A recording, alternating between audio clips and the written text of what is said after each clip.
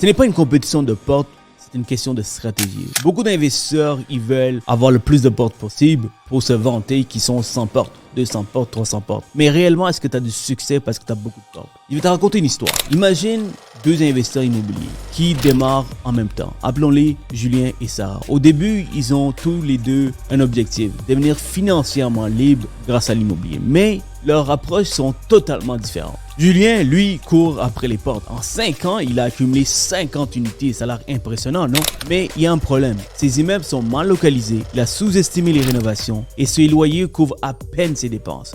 Résultat, Julien est stressé, il travaille jour et nuit, il n'a pas un sou de cash flow. Sarah, de son côté, a décidé de jouer la carte de la stratégie. Elle n'a acheté que 5 immeubles en 5 ans, mais elle a choisi les propriétés bien localisées, optimisé chaque investissement et construit une relation solide avec ses partenaires. Aujourd'hui, Sarah gagne 5 000 $ de cash flow net par mois. Elle a du temps pour elle, elle continue de faire grandir son portefeuille à son rythme. Alors, qu'est-ce que tu préfères? Avoir un grand nombre de portes qui te fatiguent et te stressent ou un portefeuille bien pensé qui te permet de vivre la vie que tu veux? Ce n'est pas une compétition de portes, c'est une question de stratégie. Rappelle-toi, Julien et Sarah ont commencé au même endroit, mais leurs choix ont tout changé. Construis ta stratégie, joue sur le long terme et ne te laisse pas distraire par les chiffres. Si tu veux apprendre à investir intelligemment, suis-moi pour d'autres conseils.